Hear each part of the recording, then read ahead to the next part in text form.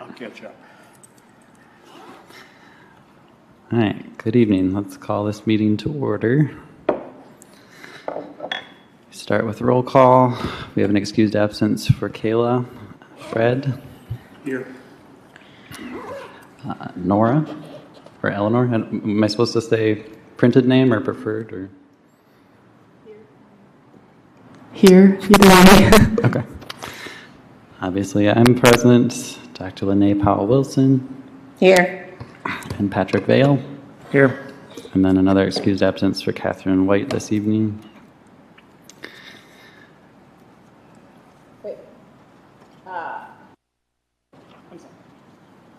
So do you go by Eleanor or you go by another name? My nickname is Nora. So Nora? Nora. So can we put that in parentheses? Because I'm not going to remember that. I'm going to call you Eleanor. Yeah, and I It's respond to on Eleanor. paper. Add it. Whatever you prefer. Yeah. I can add it in there. Okay. Thank you. Sorry, I don't want to call you out your name. So. No, that's fine. Thank you. All right, so, adoption of formal agenda. Are there any changes this evening? Did you approve the absences? Oh, we have to vote for approval. Sorry. Motion to approve the absences of Kayla and Catherine. Can we have a second? A second. Thank you. Now we go into the formal agenda. Please, did you have revisions? I do not. I was just going to say for the support for the Bronson Mountain project and the 2025 budget review, their order is going to be kind of flipped. They're linked, but not the same thing. But the budget piece will come before the mountain project. Sounds good to me. So, in discussion and action items, 2 and 1 will be flipped. Budget review coming before the support for Brownson Park Mound project. Sounds good.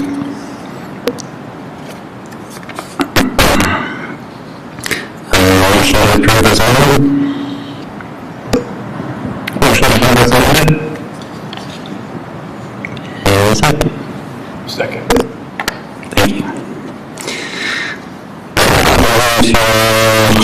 That's for last month. Yeah, there's we got Lynn Houghton's name misspelled in there, I noticed this afternoon, towards the end. I haven't got it pulled up yet, but Understand approval of minutes. Noted. We'll get that changed over. yeah, her last name wasn't spelled right. And I had a question on, I gotta find it. No, it's not. I had a question about this wording of a motion. Well, I'm flying blind right here. Let's see. Historic Preservation Commission minutes. Okay. Can you? Yep. And okay. It's not coming up on my screen, but okay. It was under the section of O'Connor Fund, and it was the approval of the programs on the O'Connor Fund. There was a sentence that was confusing in that. Here we go. That's what I gotta have.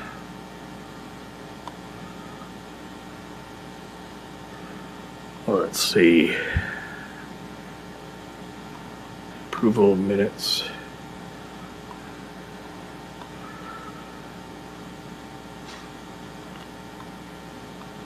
There we go. It's under discussion, action items. Oh, number 2, O'Connor Fund. Midway through it, it says, the first one, the Stewart Area Restoration Association, the civic, and it needs a couple words added to that sentence. I read that the first time, and it's like the first one, the Stewart Area Restoration Association, then the Civic and Disability Network were recommended for grants, or so I guess just make a complete Okay. thought on that. You see what I'm getting at? Thank you. What I noticed.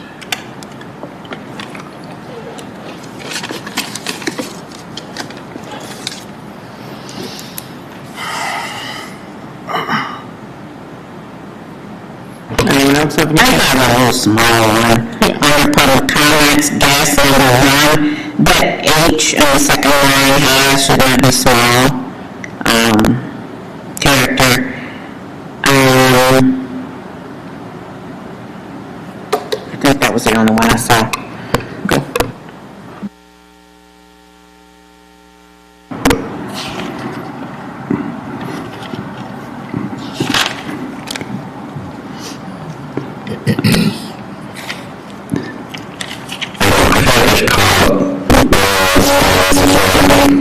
Typos, so E1 Sharon Carlson, no T. And it's not should be Mashiwish. I've been missing the B in all of the references in E2. And then a typo that might have a different meaning in G2, the second paragraph, divided as indicated rather than invited. Just to be clear. And then G3, we have a very common O'Connor with an E instead of an O.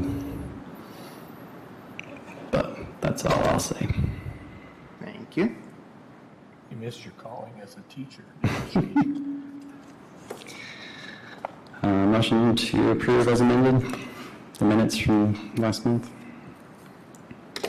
I move to approve the minutes as amended. Second. Thank you. Brings us to public comments. Do we have any this evening? Front row, Pam.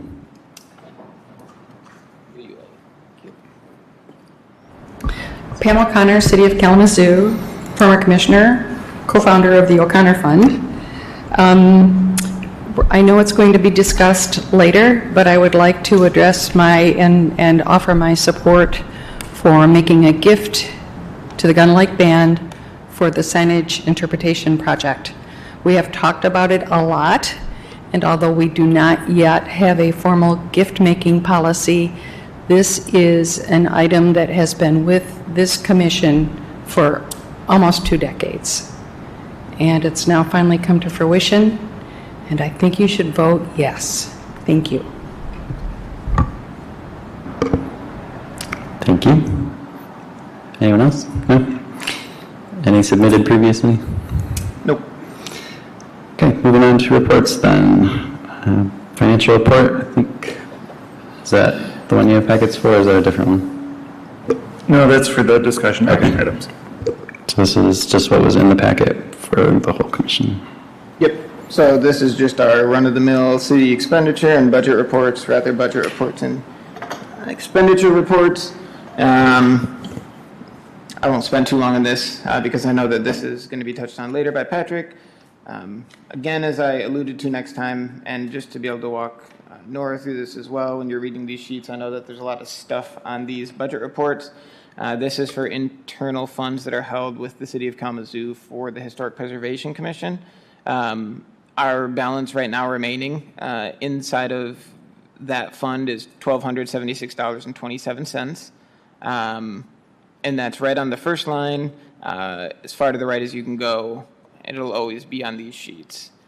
The expenditure reports is just what we've spent up until this point. I'd print off the detailed ones so we can see what the money's been spent on.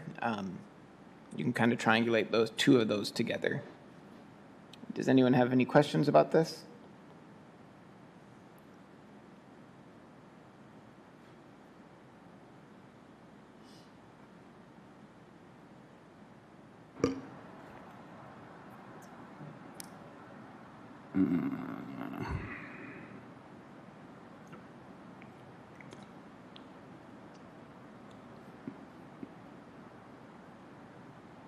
Kyle?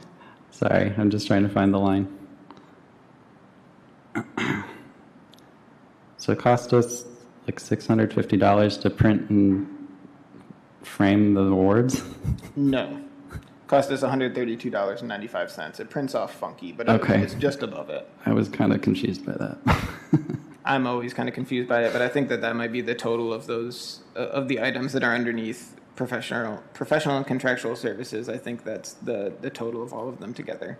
Thank you for clarifying. Seems about right to me if I do it in my head very quickly, so.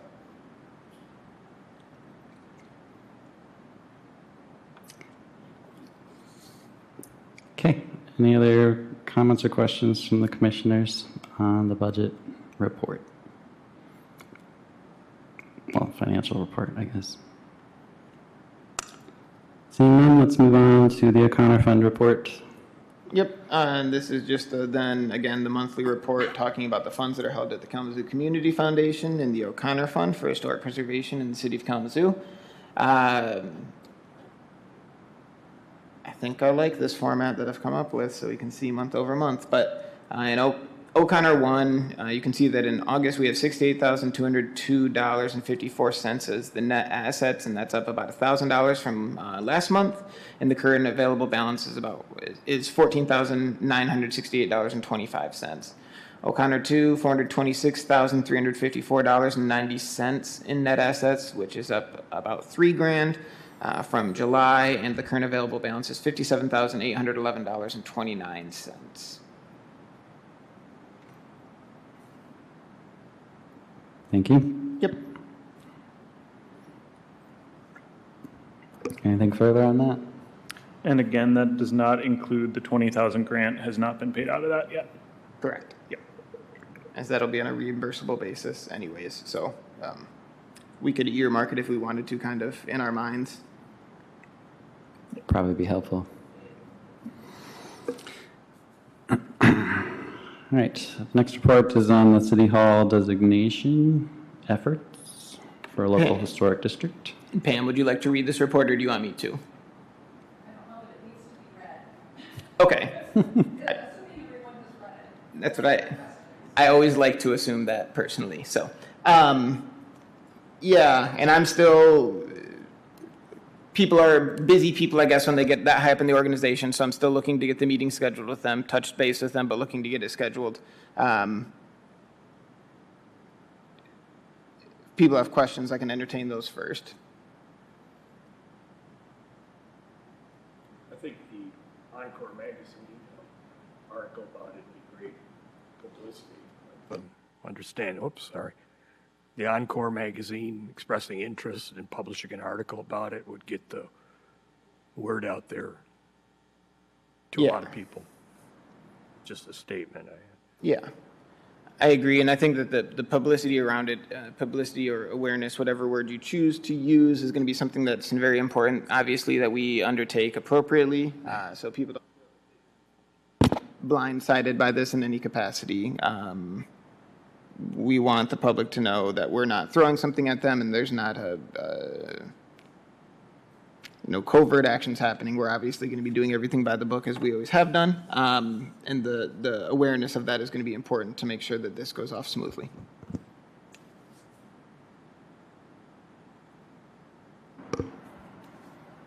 So this is still just going to be a meeting with you and the assistant city manager?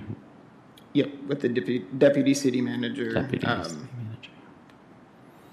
Again, obviously obviously City Hall is a city-owned property. It's the first one that we're going to be looking to locally designate. First piece of city-owned property that we're going to be looking to designate. So keeping everyone in the loop is obviously important about that.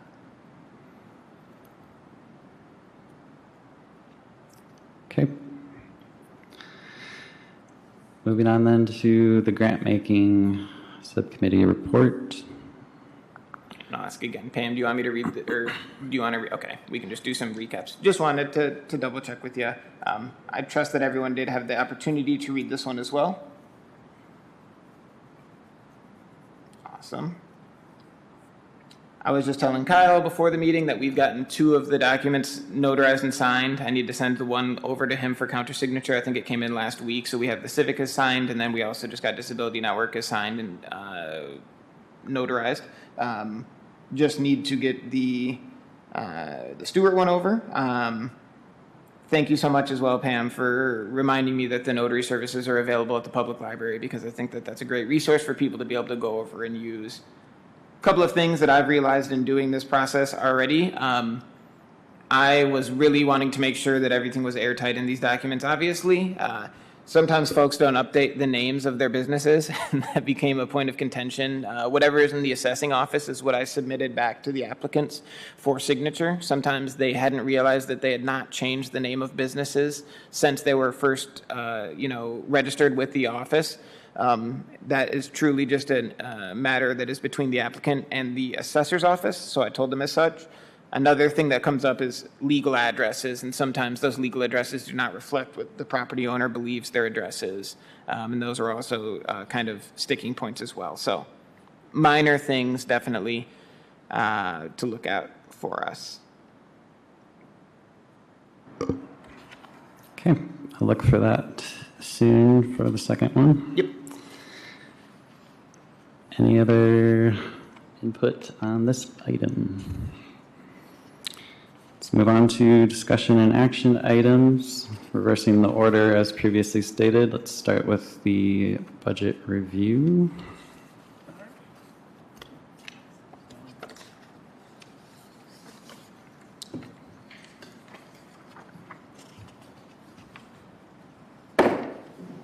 Brings me back to my school days. Take one and pass it down.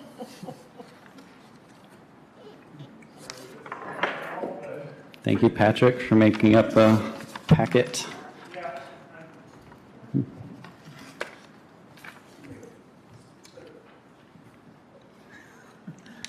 I apologize. I didn't notice until I got home from the print place that it was this small. Not a problem. I will send Luis a PDF of this that we can include in the minutes, and so we can look at this some other time as well. Okay, so the Finance Subcommittee we met last week on Tuesday, and we have, I think we're on version 5 now of a draft policy for gifting. Each time we learn something new and then kind of changes our perspective on things. So we're still working on that. One thing that I did in the last month was go through, and Luis provided the spending from our city-held funds for the last 3 years. Going back into 2021 did not seem to be either both possible or that was peak COVID time, so I don't think we were spending a whole lot then anyway. So the subcommittee's working kind of on an assumption that we can budget about $4,000. We can assume that we can fund our operations with $4,000 a year. The only time, we went over that the last 2 years, but that included a $2,500 donation to MHPN in 2023. That was for the conference that was here. And then also all of the conference registrations for everyone that was here. And we don't think that's going to be something that happens every year. So we're assuming that $4,000 is a safe amount for us to assume that we can fund our regular operations. This does not include any gifts or grants or anything like that. This is just Preservation Week activities. If we're doing some sort of trainings or something like that, all of those things could be funded with about $4,000 a year based on what we've done historically. And that gets us to the O'Connor funds and how we're going to be funding that, because we are not getting city money. O'Connor Fund 1 is funds that have come from Historic Preservation Commission activities in the past. So when the tours were going on, book publishing, et cetera, that's where that money came from. And the subcommittee thinks that that's how we need to be funding our operations going forward. Any questions on that so far? Does that make sense here? We need to be funding from somewhere. This is where we want to do that. Yeah, sure. Up until the time that the new federal law required the community foundation.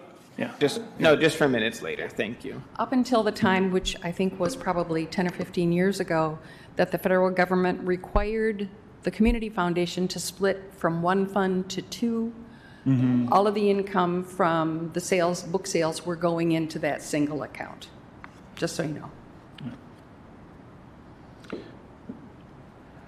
Right now, I pulled the current balance and spendable balance just from the notes that Louise sent earlier this week, so those are as up to date.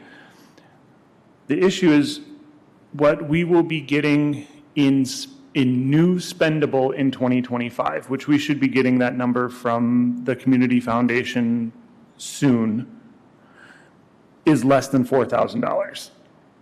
The amount that we kind of estimate for our 2025, what we're calling the replenishment amount, the amount that the fund is going to be, the increase in the spendable balance for 2025 is estimated to be about $2,700. So we will have plenty of spendable money to cover a $4,000 yearly budget, but we cannot do that in perpetuity. If I think we'd have about 10 years of runway that we could be spending over what's being replenished, but we can't be doing that forever.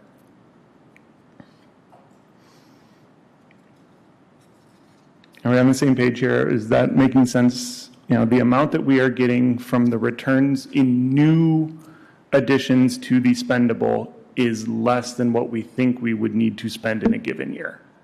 And I trust that you guys just looked at past years to see year over year how much we were gaining? Yeah. Okay. Yeah. And it's a percentage of the total amount? It's about 4% of the total amount, yeah. Okay. It's somewhere between 3 and 4. 2,700 is 4%, so that's probably on the high side. Yeah, and you guys just averaged then over the past couple of years to look at it? I mean, it's growing, so it's not going to be the same, but yeah. But still, yeah. Okay, thank you. So, and I'm sure Pam can talk to this, but when they made that book and all those other things that they were doing, you know, it took, I'm sure, Pam, years, time, expenses to put those together in order to get to the point of selling the book and selling the this and the that. So I think, you know, I guess the question is, are we ready for that? Because that is going to be a big chunk of your savings to put together some kind of product in order to get to the point of getting income. I mean, unless you're going to resell what we already have, which I think we've sold. Don't have any, yeah. Okay. Did that for the fraction of the cost, and I think that the other thing that we need to consider is that for someone to write a book, someone. Yeah, So if that was an issue, we could talk about other ways of funding that, but I don't know if anyone on the commission is interested in doing that right now. I would love for someone to. If somebody was, we could talk about that, but. We're accepting all takers, and I think then that the other more effort that we had for money-making was probably the tours, right? Those are rather low, you didn't need a lot of finances, I don't think, to get those off the ground, and then the returns are probably massive on them. When you look at the tours, though, we had then was the availability to go into these abandoned spaces, some of which are now starting to fill up, and that was because of the work that we all did and that Sharon did in heightening the awareness of these spaces that were above buildings downtown that were completely unutilized, which I applaud her for that work because it's great to see. So not to say that we can't figure something out, because I think we certainly can. And also to say that if someone wants to write a book, please see me after the commission meeting and we'll get started. So that's how we're understanding O'Connor Fund 1. You know, this does not preclude, let's say we've got a really good market year and that changes some of these numbers. This is just where we are now. Also a really down market year. I don't know how that impacts this, but this is where we're sitting right now. For the O'Connor Fund 2, these are funds that have come from donations, gifts, growth of the fund over the long term. This is the work that Pam's done over the last long time to build this fund. And this is we are making the grants through O'Connor 2. That is the primary purpose of this fund. Current balance is 426,000 with 57,000 spendable. That's going to be going down by a little bit soon for the grants that we awarded last time. The estimated replenishment amount, so the amount that will be getting added to our spendable balance for 2025, we think is going to be around $16,000. So, and the intention is to award 10,000 in grants in next year. So there would be some sort of spendable surplus versus of what we intend to make in grants versus what we are gaining from increase in spendable from the community foundation, from the growth of the fund. $16,000 for what again? I'm sorry? So this would be the additional spendable amount that we would get. So the community foundation allocates approximately 4% of the fund as spendable for the year. So they tell us in the summer, so we should hear this soon, what their budget will be to spend for the next year. And that should be an additional $16,000. Is that every year or however they? Yep, so it's approximately $4,000 of the value, or 4% of the value of the fund. It was added to the spendable balance. And that's what they give us? They release to us. It is our money, yeah. Or they earmark as spendable. Well, I definitely think we can spend it. Well, I can always spend it. But nevertheless, coming up with the different things that we want to do is, got to spend money to make money, unfortunately. Sure. 10,000 of that 16,000 is earmarked for the grant. Like, we know that is part of that. Okay. But still, yeah. I think the next couple of years, personally, and I'm sure I won't be here, but the next couple of years, you're going to have I would have a larger budget, because what you need to prep yourself, hire a photographer, hire somebody to write the book, hire somebody to... Here's the thing, I personally would capitalize on what's happening in Kalamazoo. You got that stadium or whatever they're building. What are you going to do? How are you going to capitalize on that? Because if the people are coming in, make you some money, how is that going to look for the commission? So that's just me personally, but I would think the next couple of years you might need to pull out more to have a larger budget. I mean, granted, you need to plan on what you want to do first, but that budget might be larger. We have not spent our available spendable amount for a very long time. So we have excess spendable available. However, if we continue to spend more than what's being replenished, it impacts our ability to spend in the future as well. I get that. Yeah. But my point is, unfortunately, in the past, we didn't have a plan of what we wanted to do forward. But now that we know that, a plan needs to be made, but you have to spend money to make money. So, you got to come up with a product that people would buy and put your money back, pretty much. But I think if it were me, I would start planning something, whatever it is. See if you can purchase a billboard. I don't know, and advertise. I don't know, but whatever. Oh, Pam, there she is, right there. Yeah.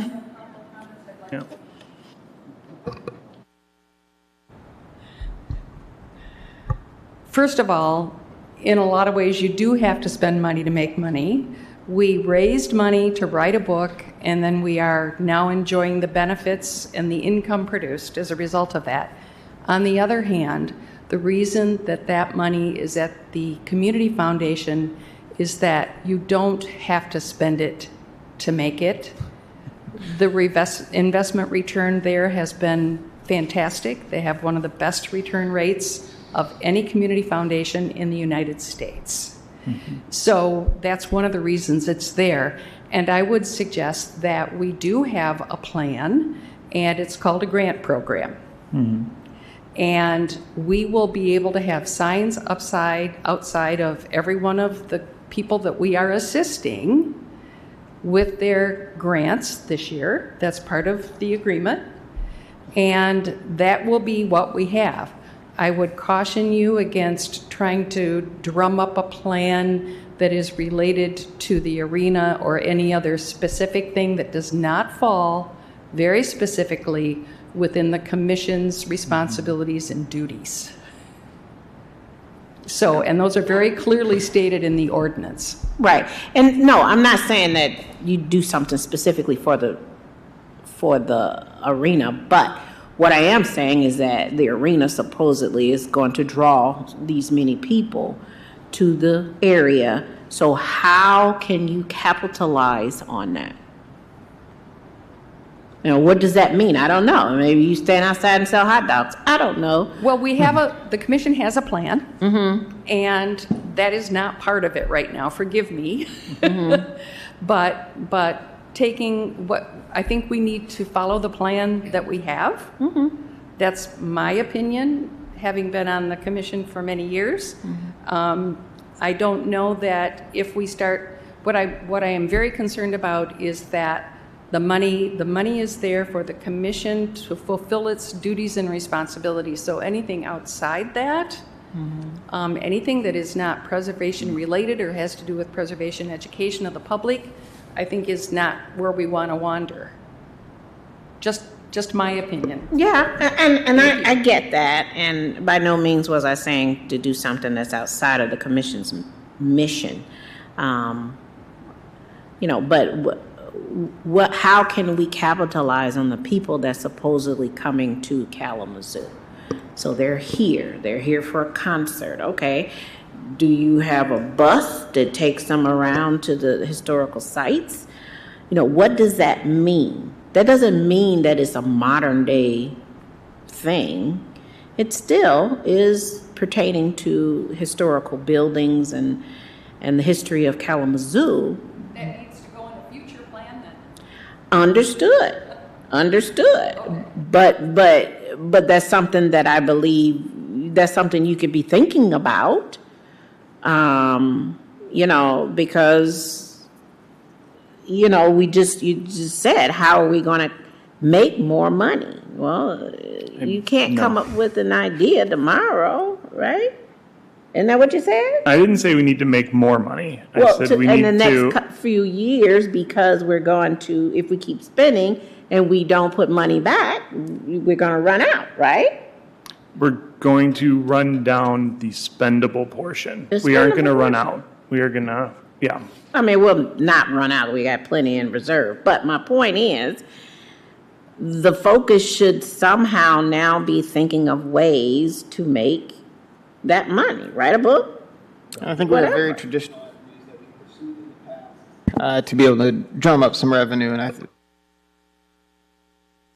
probably fall back on them at any time that we needed to. When we look at the books, you know, the Historic Preservation Commission has published 3 books. I found a 4th recently that Sharon gave me. I don't know if it was just a cosign, but those are all wonderful resources. I think that everyone here on this commission and probably in this room enjoys reading those historic publications, but they're also really good documents of the history of Kalamazoo and architecture in Kalamazoo. Writing a book is a massive undertaking if you're going to write a book this size, any book, frankly, but you know, a book the size of the one that Pam and Lynn wrote is a big book. Peter Schmidt's book was a big book. Walking Through Time was a much smaller book, and we can't just write Walking Through Time again. And then I cannot remember the name of the other publication, but it was another certainly smaller undertakings. Books are big, but they are tangible. We know that we can sell them. We would have to do a lot of budgeting to figure out what our revenues would be on that. The tours, I think, hit the nail on the head for what we are as a commission if we could look at doing tours again in the future, and I don't think it's something that we'll do right now because we need to come up with something novel, I think, and understand who we're going to market it to, but they're very educational. We'd be able to engage with folks when we're giving the tours, and I think that people in this community love tours, frankly. It's an opportunity for us to be able to interface with the public and talk with them about the history on a person-to-person level. Not everyone enjoys books, and not everyone has the ability to read books either, obviously, just like not everyone has the ability to go out and go on a tour. Not misconstruing anything that's been said, but, this is first and foremost the Historic Preservation Commission. We do a lot of our work through funds, but I don't want us to ever get into the habit of thinking of ourselves as strictly a revenue-generating body, and I don't think that anyone's saying that, but I just don't want it to be misconstrued by the public or anyone that is what we're striving to do. And I'll hand it back over to Patrick. Yeah, this is more to understand the position in which we are right now. And so as we talk about then moving on to the Bronson Park Mound, both the Finance Committee and the Grant Making Committee both believe that we need to support this. And to the $5,000 that was requested last month, like Pam said, the Commission's involvement in this project, it predates all of us here. I mean, none of us were here when this project started, and it's something that we need to see through. So. And supporting them from O'Connor 2 is not going to significantly hamper us in the future. Like, this is something that we can do, and it's well within good stewardship of the funds that we have.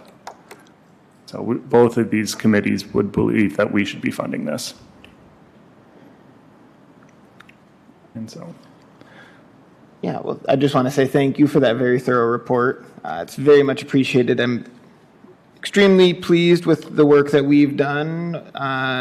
Not to pat myself on the back, but maybe I am patting myself on the back, over the past couple of years to actually get a firmer handle on what the finances are, and I think we've come a long way. Looking at this and making the models to go out to understand how long we have to be able to spend this money is also very helpful because it's not just hypothesizing about it anymore. We now know, based on how much we've spent in the past, how much longer we can keep up on this path. So thank you. I mean, that's a nice lead into your report, but do we have to vote before your report? I don't. No, we can just go to the report and then vote on it. Okay. Patrick just provided a beautiful segue is all, so. You're welcome. So I assume that everyone, again, had time to read it. I'm going to stall a couple more minutes while I get the internet hooked back up. Largely, this report was just taken from what Lakota provided to us. But I did want to have something that was official and on the books so we could always look back to it as well. I agree with everything that Patrick has said and regarding the fact that we should help to see this through. It's been an effort that's been ongoing for a long time, and we can do something to help get that project across the finish line, which I think would just be wonderful. Again, I think that we also should point out, I have a capital I in there that shouldn't have been in there, and wish, and matchy be neshy wish, but this is going to be a two-phase project, and right now we're just looking at the first phase, which is the interpretive signage. The second phase of the project is going to be some of the plantings, and then I guess other landscaping that would be going around the mound, and I just wanted everyone to keep that in mind as we move towards the vote. I will reiterate that my recommendation is that the Historic Preservation Commission supports the Bronson Mound project and contributes $5,000.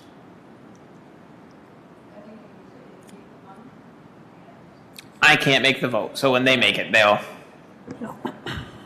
So I will make the motion to contribute $5,000 to the Bronson Park Mound project to become from the O'Connor 2 fund. Do I have a second? I second. Thank you. And this being a money matter, we have to take a roll call vote. So we'll go down as previously listed in the agenda. Kayla's not here. Fred? Yes. Nora? Yes. Myself, yes. Lene? Yes. Patrick? Yes. Passed So- unanimously. Yes, which is awesome. I will communicate that with all parties involved with the Bronson Park Mound project as well, just to let them know that they do have the financial support of the Historic Preservation Commission. So this is a very good thing. Oh, I have to scroll through all those pages now. Was there more for your report? Nope. I just wanted to include that stuff, but now I'm realizing too. We, I'll let you go ahead. yeah, we need to circle back to the budget. Yes. Yeah, we kind of left that early then. Okay, so yeah, there is more to your report, and it's about the budget. And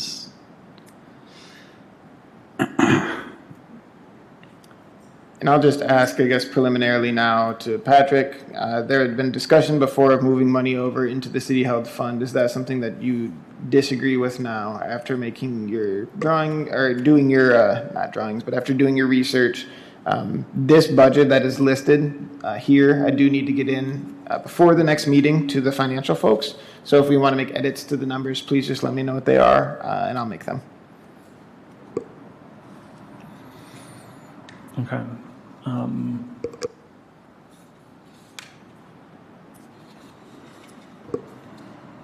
Give me a minute. Let me think about that for a second. Okay. I will say that you said that we needed $4,000 to be able to sustain ourselves generally.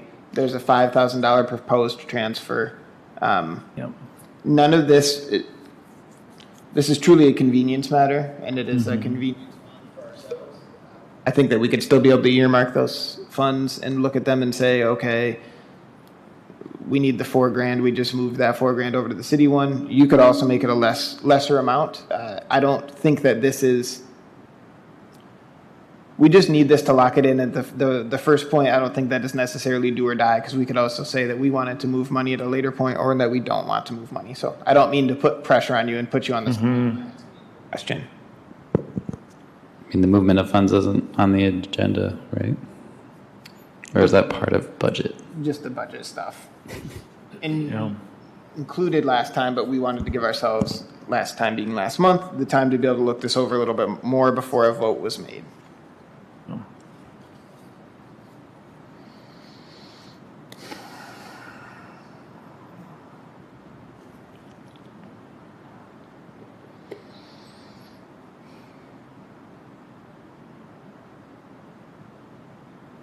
My thought is to keep as little as we can feel comfortable with in the city account Okay. at the I mean, time. so we could That's just take that's where my away- intuition sits. We could take away the $5,000 then. Yeah, when you have that line item in there, does that mean that it will be there on January 1st, that we would expect it to be there on January 1st? Or is that something that says we're intending to move this amount over throughout fiscal year 2025? That says is that we're estimating that we're going to make $5,000 over the year of 2025 From transfers, essentially. from transfers, Yeah. but it's a very amount of So, revenue. given that we have $1,200, $1,300 in there right now, it's likely that we will be transferring some in at some point. Yeah, and I just want to reiterate too, very true. These don't necessarily talk to each other, so we could put that in there, and it doesn't mean. It doesn't mean that happens it right will away. be in there on January 1st. No, because we are the ones that move the funds. We have not really said, hey, move the funds. And you guys could also say, hey, we want to do that at a later date and dictate when the money will be moved. This is certainly another fine move. Yeah, my intuition is do not move it in, at least now, and kind of move it in as we need it. I understand that there's a convenience factor, but unless we have an expense coming up that's going to be significantly more than this, or, approaching that, I don't know that we really need to have it there. We don't. So I guess that my solution then would be that we can leave it there now. You guys can say that you will dictate when the money gets moved over for the sake. We probably should make that movement over. So if we want to lower the amount, we could bring it down to $2,000. Yeah. But it should be an amount that we know. If I'm making, stop me if I'm not being clear enough, but we want the books to balance out. So by us putting in the $5,000, we're going to be expected to have that $5,000 Okay. more or less. It's not a dire thing, but I just like it to be all dotted and crossed. So if you'd be more comfortable guaranteeing an amount, a lesser amount, When would that money need to be there? anytime. It's If just we saying put the over number in there, like when? It's just saying that over that fiscal year, we're gonna make that much money. Okay. We could cut that number in half and move it in on December 31st, 2025, like that. I don't think. Or we don't even have to, like, we can put the number in the budget, but that doesn't mean Yeah, we budget doesn't haven't come in achieved now. an income number, in, No, I guess for a little bit for my sake too, to be able to tell my coworkers like, hey, so we could bring that number down substantially. yeah. The thing is, for a lot of these payments, like let's say, I guess I don't know, like can the O'Connor Fund pay for catering? Yes, obviously assuming that. And then what does the payment of a catering look like from the O'Connor Fund? I can't just get them on the horn and say, hey, we're going to go down to Jim's sandwich shop and order some sandwiches, right? The same thing goes for the preservation awards. Like if I wanted to get the room reserved, I would, how does the flow of money work? Does it get dispersed directly from the Kalamazoo Community Foundation to the person that I'm paying, or does it need to move through the city? Okay. That'll be a really good question for me to ask the Kalamazoo Community Foundation tomorrow, but I think that that's important to understand. That's what I think about some of this local money, or the city-held money being for. Convenience is something I know that we can always overcome, and that's pay for convenience, I suppose, but we don't need to concern ourselves with that as much as, is it possible for the money to move from the Kalamazoo Community Foundation to someone who comes to do a workshop? Are they directly payable from the Kalamazoo Community Foundation, or does there need to be a third party involved to disperse the funds? Okay. No, we have, I think, the transfers have been made directly to an ATM. That's very true. They'll be made directly to our grantees for this year. Those are all nonprofit entities, I guess is my question. Does it need to be, can it be dispersed to for-profit entities? Okay. The next question then becomes the timing of all that. Some people are a lot more lenient about when they get paid, others are not. So when we're looking at a catering event, they're not really going to say like, hey, get us on the next 15. They're going to say, hey, Sure. I need the money right now. Those are the times that I think about it. Those are the times then too when a transfer would get made over to the city if we thought about it in that capacity. So Yeah, I would be surprised if we had catering above $1,200, but I don't think we will. But I just don't want it to get down to like, oh shoot. yeah, I'm a little less concerned now that we have a full commission because we're less likely to go through meetings where we don't have quorum. And so we can, if something comes up, we can react rather quickly rather than having to, something like that where we just don't have quorum so we can't vote on it. Okay. Yeah. Trying to think like big expenses that come up like that, are the support for things or the, Preservation awards are a big Yeah, one. so- That's probably our biggest one year over year, right? yeah, okay. I mean, if we need to have some number in there and we wanted to put in $2,000 or something like that, and then we'd move it over as necessary, I guess that is, if that makes everyone a little more comfortable. But I don't think we necessarily, there's no reason that we should just move money over just to have a bigger balance here. I mean, if there's a genuine need, I understand that, but just to have a bigger balance in the city so we can have a number on the budget sheet does not make sense to me. Totally agree with you.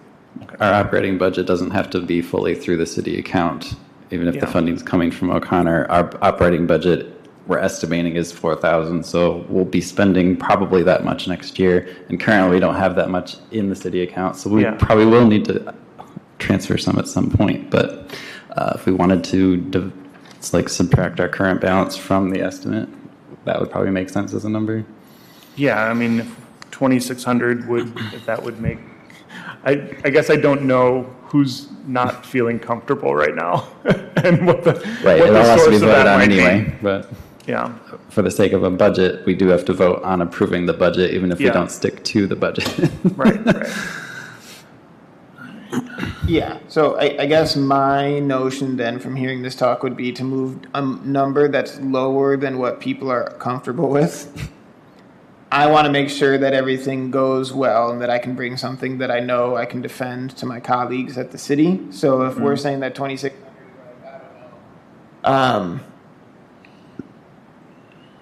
$5,000 is too high.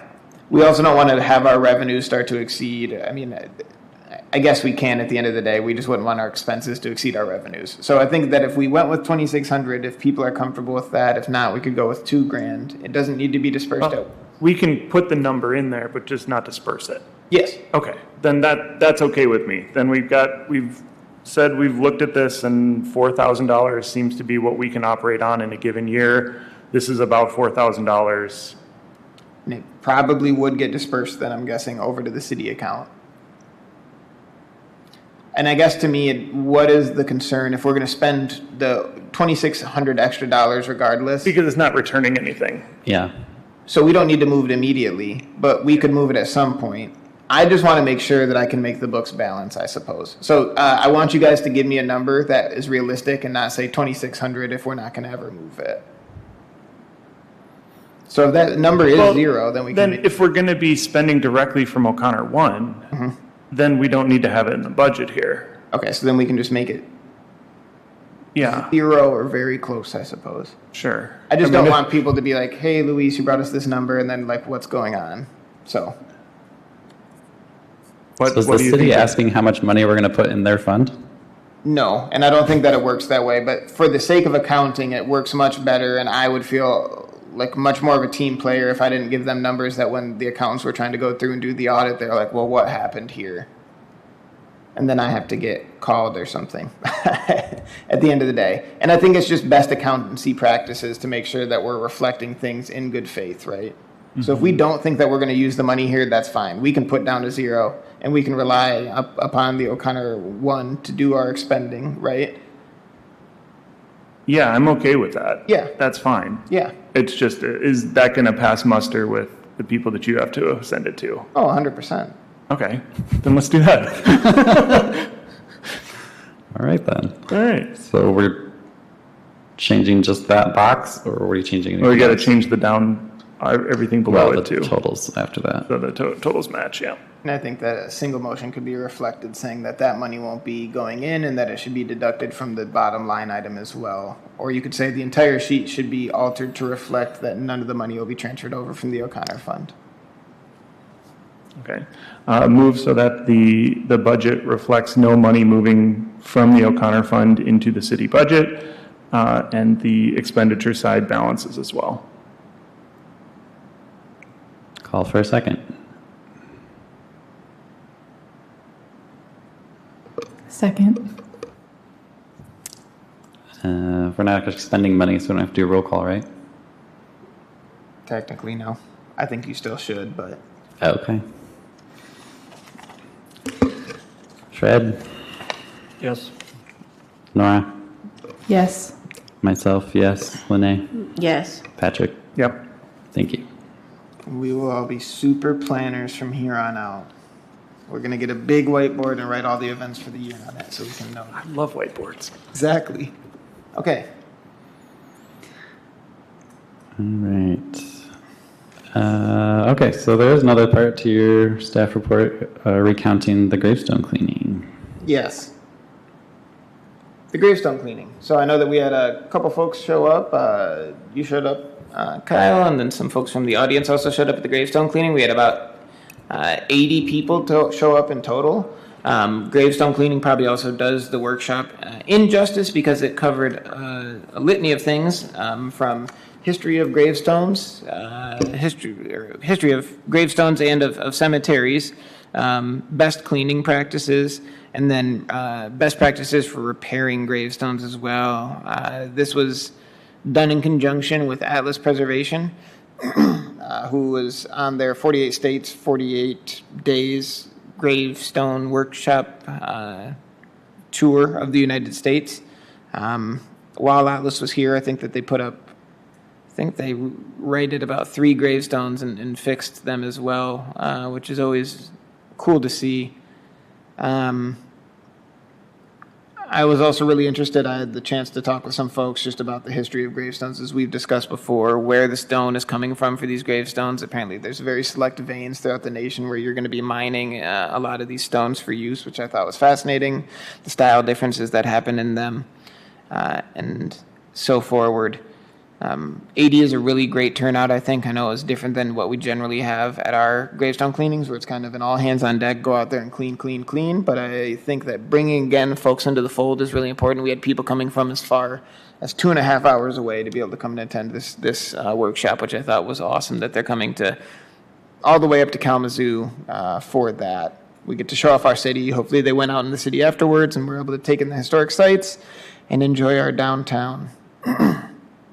So I think that was really a good workshop, and that was a great turnout for us to have. With lunch from a local place, and we didn't have to pay for it. That's very true. So I think that we can see that the relationship that we have with the Friends of the Cemeteries is really turning out. It's already starting to pay off. So I also want to kind of thank them for the work that they did as well. Gravestone stuff in general, it was a rather exciting week last week because I got a text out of nowhere that they were digging in South Westnedge Park, and they said that they had hit a gravestone when they were doing the digging to replace a water main. So I went down there to go check it out, and sure enough, they had uncovered one. South Westnedge Park was the first cemetery in the city of Kalamazoo. So we went down there, we looked at the gravestone. They stopped digging immediately, so I'm glad that they had an unanticipated discoveries action plan that they were able to put into action. The grave was from 1838. It was for a man named Jonas Ash. It was remarkably preserved. I couldn't believe how well it was preserved. It almost looked like I'd never seen any dirt on it ever. There was one portion of it that was soiled from the corner, but other than that, it was almost, since the stone broke, you're able to see what the untouched stone looked like on the inside. And the face that had the engraving on it was only a couple shades darker than that, which is crazy to see when you're looking at something that's almost 200 years old. We did some research on it and tried to find some things, and other folks might know more than me, but I wasn't able to find out a lot about Mr. Ash. He certainly wasn't born here because he was 29 years old at the time of his death, which puts his birth at 1809, which is before white settlers had started to come into this area rather permanently. I think that one of my colleagues at the city was able to find that he was from New England, maybe New York, which is where a lot of the white settlers came from to come to Kalamazoo. Doing some other digging, very interesting to look at that cemetery because I think that for a long time I had the notion kind of that there was a lot of bodies that were moved out of there, but I think that there are a lot of bodies, or I know now rather, that a lot of the bodies stayed in the cemetery. I think that when you look at this, it's important to realize, and I was just looking at an early map today, an 1873 map of the city of Kalamazoo, that was really starting to get to be the southern fringe of the city. There weren't any houses that were platted out around it at that point. It had been platted, rather, because I found a plat map today for Newell Place from 1866 that shows that they had subdivided out the land, but the houses weren't built yet. When you had a cemetery in a city, I think it was probably a rather unsanitary thing before you had vaults to put the bodies in, which means that you could have started to maybe had some bad stuff happen. So they decided to abandon that cemetery in like 1884-ish. I found a date that said 1882 as well. So it served from 1833 up until 1862 when it was technically closed because they couldn't put bodies in anymore because it was full. And then by 1884, they decided we're going to turn this into a park, and they just covered it all up. So this is South Westnedge Park, like way down in Portage? Nope. South Westnedge Park, which is at pretty much the it is at the intersection of South Westnedge and Park Place. Oh, okay. All right. A block south of the Octagon House on Westnedge. Okay, so the one, okay, I understand what you're saying now. There's a Southwest Inch Park down in Portage too, so, He's talking about the city because we are the yeah, city. that's why I was confused. Oh, no, yeah. So, yeah, it was a very interesting find. In the end, they decided that it would be best just to put the stone back where they found it. So they put like a layer above the stone of caution tape. So if anyone was ever going to be digging again, hopefully they would find that before they got to the point where they were going to disturb the stone again. There is truly no protocol for what to do with a stone like that because it's assumed that the body was not moved and should be then kept with the remains of the person that it was buried next to. They also did find, and I didn't know that necessarily this was a thing, a footstone along with the headstone. I think that was used to further mark it out, and it was just a smaller stone. If anyone wants more information on that, there was a great paper that was written up regarding Southwest or West Street or Pioneer Cemetery that I'd be happy to share with folks. Park Place and Southwest Nidge. You could also look at like Minor Street butts into it if you followed Minor over to the east. And Wheaton, I think. Yeah, Wheaton would be like the low extreme of it. Yep, the southern extreme. In the Vine neighborhood. Trying to think of some other landmarks that I could give to you. Martini's is another good one, or Crow's Nest, or Bagel Beanery, or the Vine Neighborhood Association. It's a couple blocks south of that. It's on the east side of the street. The